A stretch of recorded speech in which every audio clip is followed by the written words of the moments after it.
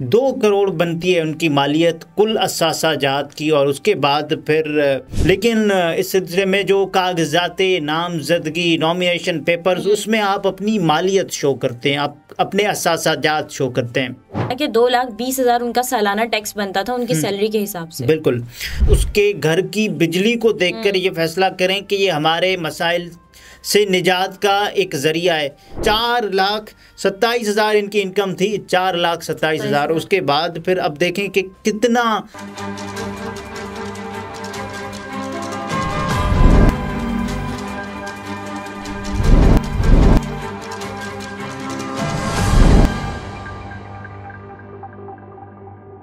السلام علیکم، میں ہوں نمرہ سہیل، آپ دیکھ رہے ہیں الگ نیوز۔ عبدالستار ہمارے ساتھ ہیں۔ عمران خان کی پیٹھ پر خنجر گھونپنے والا کون تھا اور پی ٹی آئی کی دور حکومت میں کون کون مال بناتا رہا ہے، سارے انکشافات ہو گئے۔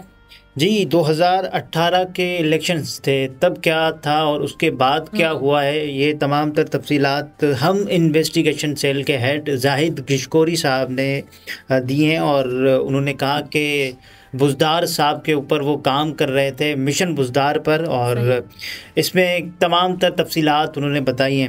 7 لاکھ سے جس کی جو کل مالیت ہوتی ہے 7 لاکھ ہوتی ہے 2018 کے جب وہ الیکشنز کنٹیسٹ کر رہے تھے، اس کے بعد کیا کیا جو رد و بدل ہوئے ہیں، اور 18، 19 اور 20 یہ وہ سال تھے جب بزدار صاحب وزیر اعلیٰ پنجاب تھے، تو کیا ہوتا رہا۔ 18، 19 اور 20 میں 2 کروڑ بنتی ہے ان کی مالیت کل اثاثہ جات کی، اور اس کے بعد پھر 2.5 بنتی ہے، پھر 3 بنتی ہے، یہ 2.5-3 کروڑ تک بات پہنچ جاتی ہے بزدار صاحب کے حوالے سے۔ اور اس کے بعد پھر یہ خبر بھی دینا ہوتی ہے کہ صاحب دیکھیں، اب بتائیں نا آپ کے جو، کیونکہ بزدار صاحب was bound to update his latest جو بھی ان کی مالیت تھی، وہ ان کو، کیونکہ آپ ایک پبلک آفس ہولڈ کر رہے ہیں تو آپ کا یہ کام ہے، یہ آپ نے دینا ہے الیکشن کمیشن آف پاکستان کو اپنے، یہ ہم بار بار سنتے ہیں اپنے گوشوارے، تو یہ یہاں سے آتا ہے۔ نامینیشن پیپرز ابھی 14 مئی کے انتخابات ہونا تھے، نہیں ہوئے، وہ الگ بات ہے، لیکن اس سلسلے میں جو کاغذات نامزدگی نامینیشن پیپرز، اس میں آپ اپنی مالیت شو کرتے ہیں، آپ اپنے اثاثہ جات شو کرتے ہیں۔ خان صاحب نے جو بزدار صاحب جب وزیر اعلیٰ بن رہے تھے، تب خان صاحب سے سوال پوچھا جاتا تھا اکثر کہ یہ بتائیں کہ آپ بزدار صاحب کو کیوں بنا رہے ہیں، تو پہلے تو وہ یہ کہہ دیتے تھے کہ بزدار صاحب وسیم اکرم پلس ہیں، پھر وسیم اکرم پلس وسیم اکرم مائنس یا 0+ ہو گیا، اور سب نے دیکھا عین سے عمران، عین سے عثمان، یہ عین والی کہانی کچھ اور ہی ہے۔ تو یہ جو نامینیشن پیپرز تھے وہ جمع کروائے جانے تھے 14 مئی کے انتخابات کے موقع پر، انتخابات اگر ہوتے ہیں، کیونکہ نامینیشن پیپرز تو آپ نے جمع کروانے ہیں، اور اس سے پہلے بھی وہ جمع کرواتے آ رہے تھے، اور حیران کن انکشافات تھے اس میں۔ 7 لاکھ سے آپ 2 کروڑ، 2.5 کروڑ، پھر 3 کروڑ، یہ 18، 19 اور 20 کے اعداد و شمار ہیں۔ آپ یہ بھی دیکھیں کہ اینولی جو ٹیکس جمع کرواتا ہے ایک جو پبلک آفس ہولڈر، یہ زاہد گشکوری صاحب نے بھی بتایا نا کہ 2,20,000 ان کا سالانہ ٹیکس بنتا تھا ان کی سیلری کے حساب سے۔ بالکل، اور اپنے جو مارچ کے اسی سال میں انہوں نے گوشوارے بتائے ہیں، اس میں انہوں نے کہا ہے کہ 51 کروڑ روپے یہ وہی ہیں کہ جن کے، جی ہاں، یہ وہی بزدار صاحب ہیں جن کے کوئی تقریباً 4,27,000 تھے 2016 کے موقع پر ان کے، لیکن پھر جیسے ہی وہ وزیر اعلیٰ منتخب ہوئے یا وزیر اعلیٰ بنائے گئے، اس کے بعد بڑی تیزی سے 7 لاکھ سے کروڑوں اور پھر ارب پتی بننے کا سفر طے کیا۔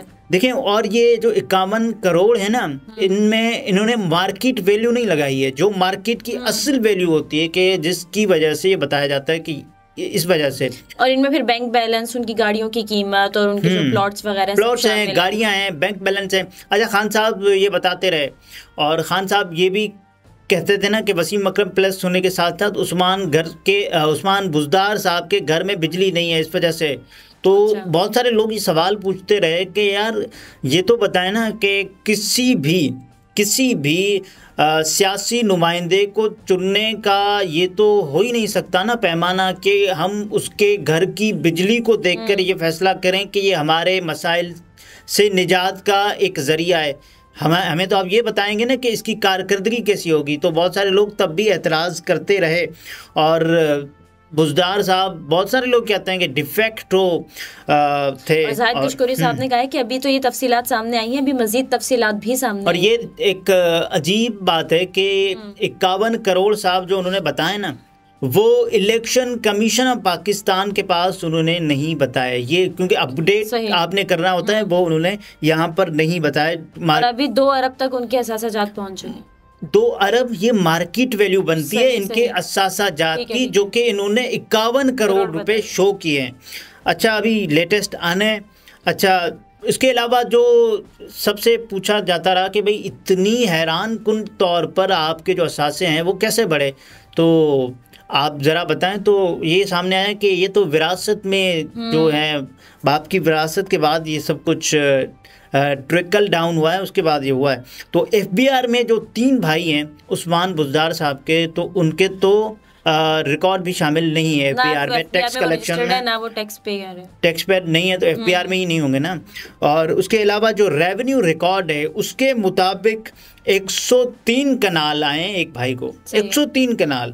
اور جبکہ بزدار صاحب آپ دیکھیں کہ 2700 کنال, وہی والد صاحب بزدار صاحب کو 2700 کنال دے رہے ہیں جو ایک بھائی کو 103 کنال دے رہے ہیں. بہرحال اس کے علاوہ جو یہ تمام تر تفصیلات ہیں, 15 پلاٹ ہیں, 15 پلاٹس.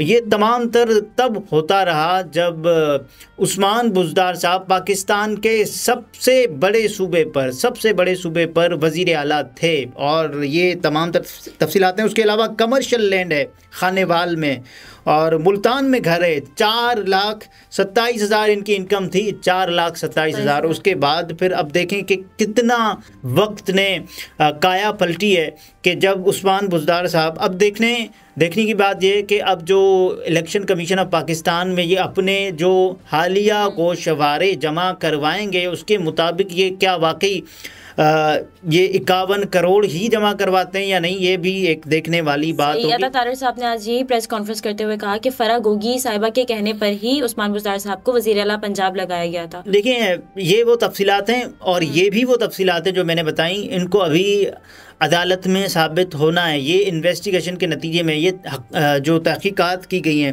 اور کیا اس کے بعد پھر فرح گوگی صاحبہ کی بھی تفصیلات سامنے آئی ہیں. چیئرمین پی ٹی آئی کی فرنٹ پرسن کے طور پر کام کرنے والی فرح گوگی کی کرپشن کی ہوش ربا داستان سامنے آ گئی ہے.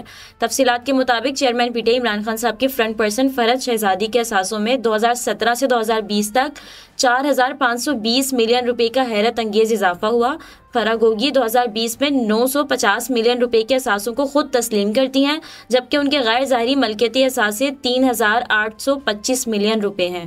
اور ایس سی سی پی ریکارڈ کے مطابق 3 سال میں فرح گوگی کے ظاہری اثاثوں میں 420% اور غیر ظاہری اثاثوں میں 15,300% اضافہ ہوا. یہ اثاثہ فرح گوگی کی ذاتی ملکیت ہے, جبکہ احسن جمیل و دیگر رشتہ داروں کے اثاثے الگ الگ ہیں. دیکھیے, اور اگر کسی کے بھی اثاثہ جات میں اگر اضافہ ہوتا ہے تو کیا تمام تر اضافہ غیر قانونی ہوتا ہے؟ بالکل نہیں ہوتا. لیکن ایسٹ بیونڈ مینس آمدن سے زائد اثاثہ جات یہ غیر قانونی ہوتے ہیں, یہ سسپیشس ہوتے ہیں. اس کے بعد پھر جو تفصیلات ہوتی ہیں متعلقہ جو ٹیکس جو ایف بی آر ہے یا اس کے علاوہ ٹیکس کے ادارے ہیں وہ دیکھتے ہیں کہ کیا واقعی, لیکن اس سے پہلے پھر نیب وغیرہ یہ تفصیلات سامنے آتی ہیں. ابھی فرح گوگی کے پاکستان میں بھی موجود جو بینک اکاؤنٹس کی تعداد میں 2019 سے 2021 تک مسلسل اضافہ دیکھا گیا. 426 ملین روپے کا سرمایہ صرف ایک اکاؤنٹ میں 2018 سے 2022 تک 47 ٹرانزیکشنز کے ذریعے آیا. دیکھیے یہ اب کیونکہ جو ٹرانزیکشنز آئی ہیں خفیہ ہیں, اور یا پھر وہ ٹرانزیکشنز اوپنلی ہیں, سب نے دیکھنا ہے, تفصیلات آنی ہے, تمام تر جو بھی انکشافات ہیں ان کو ثبوتوں کے طور پر پیش کیا جانا ہے. یہ تحریک انصاف کا برا وقت ہے, کڑا وقت ہے. یہ ہم سنتے تھے 2018 کے الیکشن سے پہلے کہ میاں نواز شریف صاحب, پھر جو ان کے پوری جو کیبنٹ تھی اس وقت کی میاں نواز شریف صاحب کے, وہ تمام تر ان کے اثاثہ جات نکل آئے تھے. تحریک انصاف بدقسمتی سے کسی بھی سیاسی جماعت میں یہ نہیں ہوتا کہ جب وہ اقتدار میں ہو تو ان کے تفصیلات نہیں آتی، ان کے اثاثہ جات کی آپ دیکھیں کچھ بھی نہیں ہوتا، لیکن جب وہ اقتدار سے غائب ہوتی ہے، اقتدار ان پر بہت کڑا وقت ہوتا ہے، اور پھر ایسی تفصیلات جو کہ حیرت انگیز تفصیلات سامنے آنے لگتی ہیں، اور کرپشن کے کیسز بھی پھر ان پر سامنے آتے، لیکن اب اس معاملے میں بھی دیکھا جائے گا کہ پراپر تحقیقات ہوں، ثبوت سامنے آئے اور پھر کارروائی کی جائے۔ بالکل صحیح۔ ناظرین، گفتگو آپ نے ملاحظہ فرمائی، عبدالستار ہمارے ساتھ تھے، اجازت دیجیے، اللہ حافظ۔